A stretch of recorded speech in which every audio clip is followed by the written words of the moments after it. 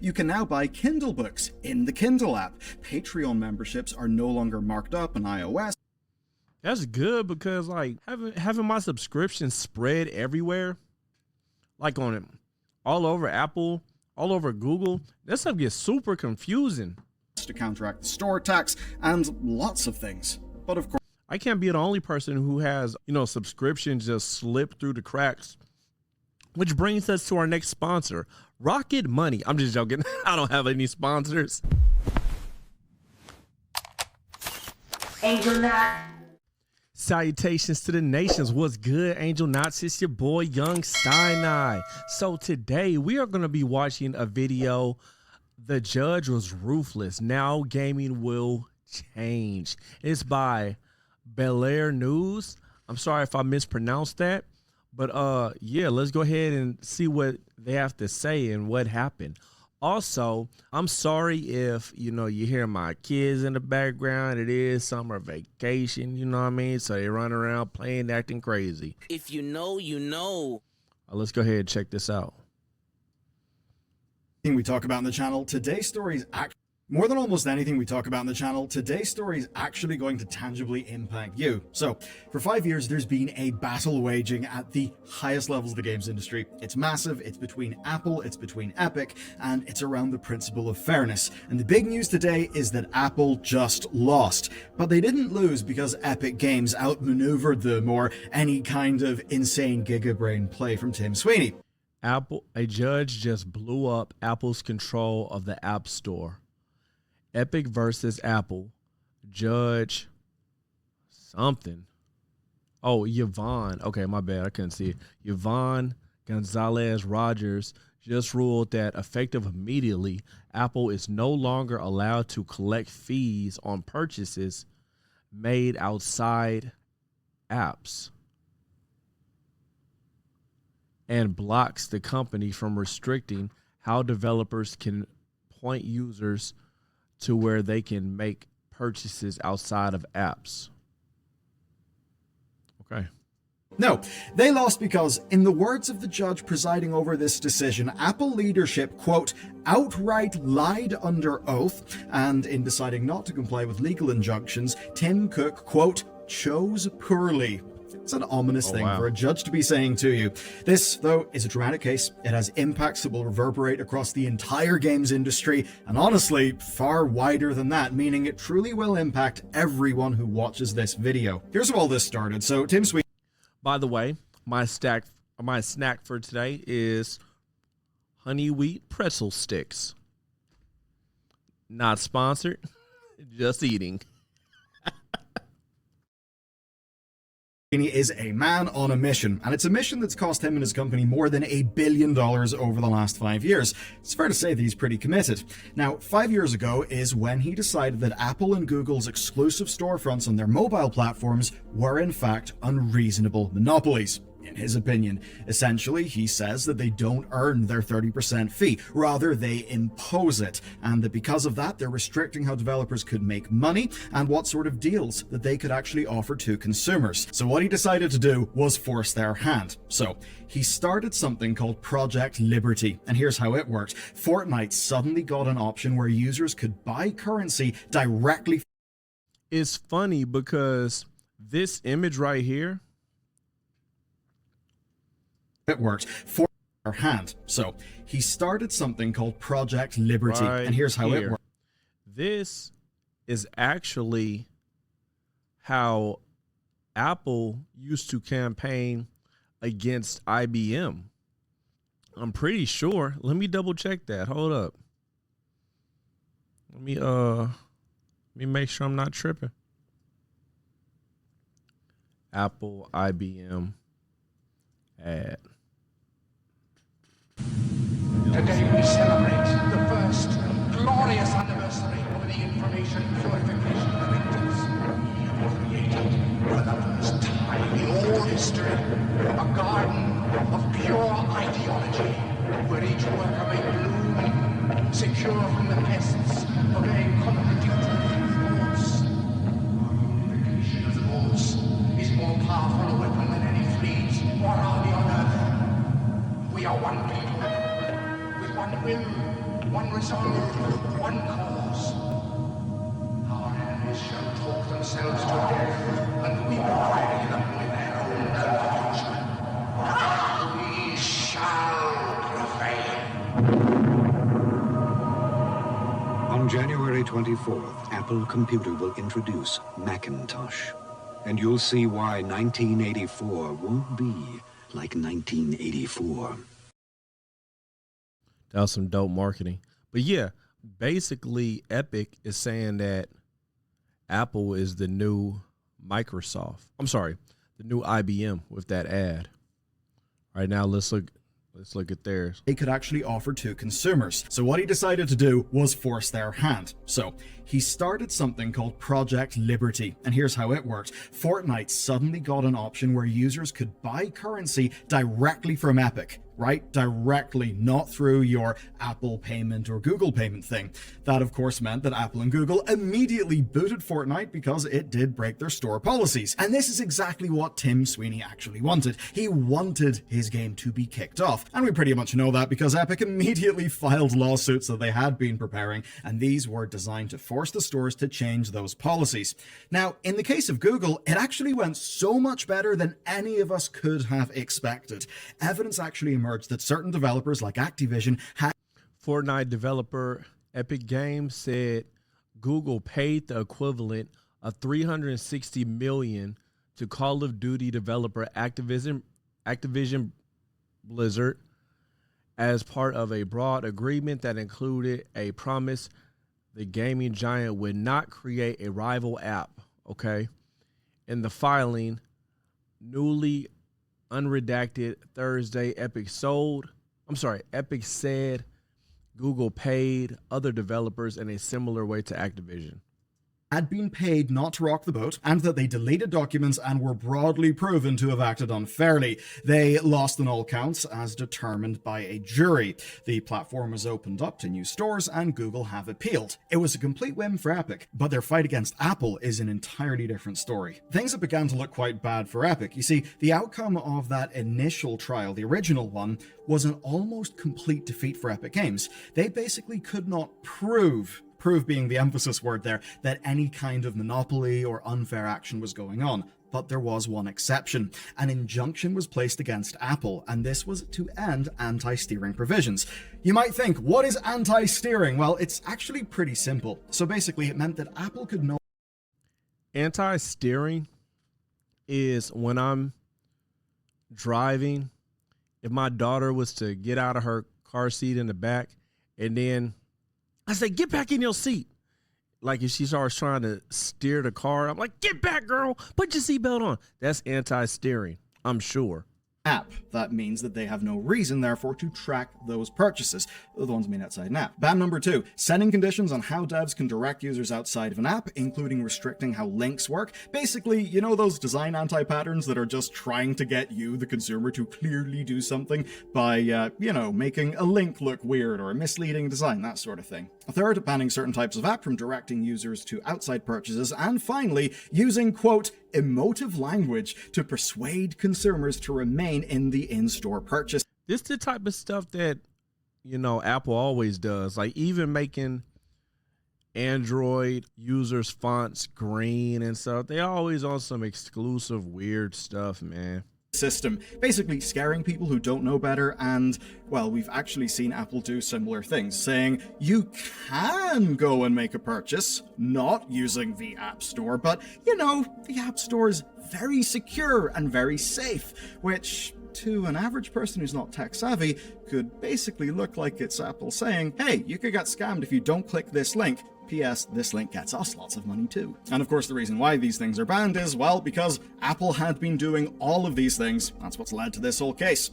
Now in response, they have now began complying and appealing. It'll be interesting to see how malicious their compliance is. I imagine it will be as malicious as is humanly possible without getting in even more trouble.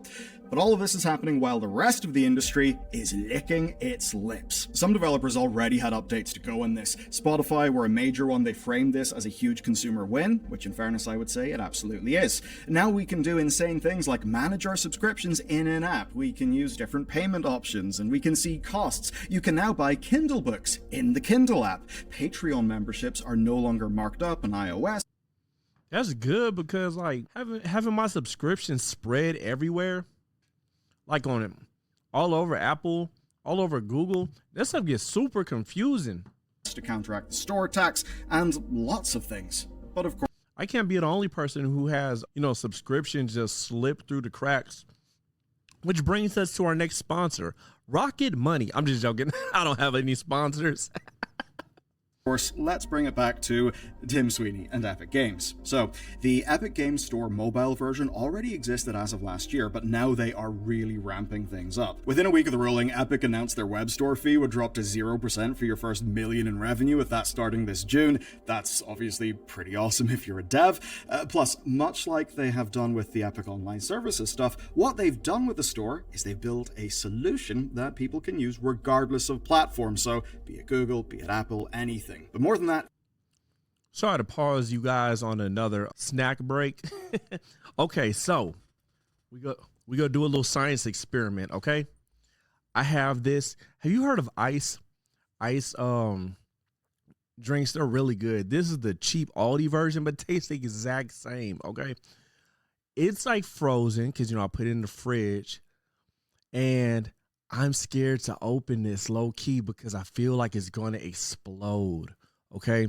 So we're going to see together if this is going to explode all over me, all over the equipment, all over everything, and completely ruin everything, or if it's going to be good to go. Hit pause. Let me know in the comments what you think this is going to do. I feel like it's like a Mr. Beast challenge. All right, let's see. All right, I'm going to move the mic. All right.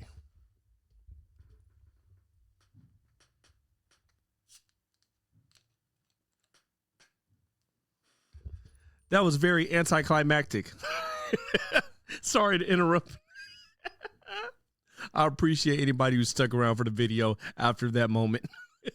it doesn't need to be the literal Epic Games Store. That's because web shops can basically run on their infrastructure, and that will let any developer go outside Apple's payment system with no fuss. Yes, Tim Sweeney's definitely taken this one personal, and you know what? I'm here for the drama. Anyway, it is great for devs, but players are also being incentivized here, where you're going to get 5% reward points through purchases on those shops and the Epic Games Store, but that's boosted to 20% until the end of August. So that essentially is the big clap back against Apple. But there is the other thing, the Fortnite. So Tim Sweeney has proposed that Fortnite can return to app stores within weeks, like super quick, provided Apple allows them to do so. He also said he'll drop all litigation as part of a peace plan, provided Apple roll out this policy worldwide. And instead, as of the time of writing and recording this video, Apple have, went and blocked the Fortnite submission. Now, of course, all of this legal maneuvering so far is only in the US. The current policy implementation on Apple's side only applies in that region right now. Fortunately, though, for those of us benefiting from EU rules, we've already had some things for months already, and Apple can't stop it. An absolute bomb was dropped in the industry in March of this year when both Google and Apple were found to be in breach of the Digital Markets Act by the EU Commission. And this is pretty damn big stuff. They can absolutely sting these companies. So with Google, it was for anti-steering practices, and Apple was for blocking third parties from interfacing with their systems. Now this follows last August's, told you we'd come back to that, ruling that Apple had to open their platform up to alternative. It's like these companies, Apple, Google, they're like top companies of the world. But you look at all of these practices they have, and you just, question, of course, like how ethical it is that they made those trillions of dollars, right? Would you have been able to make trillions of dollars if you were just doing things ethically? Stores and or let me know in the comments, is this not a matter of ethics? Is this just a matter of, rules, legislation, Is this just how you play capitalism? I don't know. Let me know what you guys think. Another breach from Apple in April of this year, also on steering. Now, in that last case, they also faced a cool little €500 million fine for what was absolutely flagrant breaches of the law. Apple are obviously appealing because that's what you do when you're a company, but there's a clear thing, there's a clear trend. The tide is absolutely shifting. Now, it's not going to happen in all regions, but we are seeing regulation over major platforms to protect consumer interests from companies who otherwise would control them. So between that and, I guess, a billionaire slap fight led by Tim Sweeney, well, look, we should take these wins when we can get them. Not to bring up an old drama, and it is a bit of a different story, but I suppose a little bit like how Hulk Hogan versus Gawker was, in fact, Peter Thiel versus Gawker, this is all kind of billionaire slap fights. Now, the thing with Tim Sweeney, right? He does have good principles. There are good principles that he talks about, right? And yes, it's good he's trying to hold Apple to those, but that does not make Tim Sweeney automatically on your side. Sometimes it just so happens that we're aiming at the same target. Now, he will end up benefiting from this massively, and in a financial way. And of course, that's because his company is the one building the wraparound solutions that power these out-of-app purchases. And that's really big. And that means that we can appreciate the consumer good that this does. We absolutely can. And the work that the regulators are doing to break down these walled gardens. And in an ideal world, right, once the walled garden is so big and so ubiquitous, you might have to, restrict the freedom of Apple to go and run a monopoly, because not only will it be good for consumers, it... Do you play Fortnite? Let me know. I can never get into it. My nephew, well, two of my nephews, they both try to get me into it. I don't know what the heck I am supposed to be doing. I'm just running around lost and getting shot. Let me know. Will also be good for competition. But I also do think, Standard Oil gets broken up. Who's left with the money to gobble up all the assets? Oh, pretty much the same people. So there's always that thing then where you can have these good pro-consumer regulations, but it's the incumbents with the resources who are immediately able to get around them or exploit the new opportunity. And Epic Games basically, doing its store as a backend to do payment providing for everybody else, well, while it is good because it means there is more competition, it also does disproportionately benefit Tim Sweeney. So, Tim Sweeney, you know what? You have led to a domino of events that I think is absolutely good for consumers, and I think it's good for developers. But that does not mean we will not be critical of you. And on the topic of the good guys being, let's just say, a little bit rumbly, okay, we have to talk about Capcom, and the good news is you can actually watch that video right. All right. Yo, so I think that was a very great video. I think that it's good to keep thumbs on these biggest companies in the world, and for them to not just think that they can get away with whatever and just stifle the growth of other companies. And I think that that's pretty lame. But yeah, let me know how you guys feel. I appreciate you watching. Sorry if I ever chew snacks in you guys' ear. Like, snacks, they really they make the videos more interesting. You know what I'm saying? I need to stop snacking so much. I got a fidget spinner, for my ADHD, so I can just do that instead of, sometimes I eat snacks as a fidget, man, but my stomach does not appreciate it. My waistline does not appreciate it. I try to hit mute when I'm chewing, though, especially with these pretzels. These things are crunchy. So let me know what you guys think about all of that in the comments. Let me know if you have some recommendations of things that I can, any fidgets that I can get, so I can stop eating snacks, or just recommend snacks. You know what I'm saying?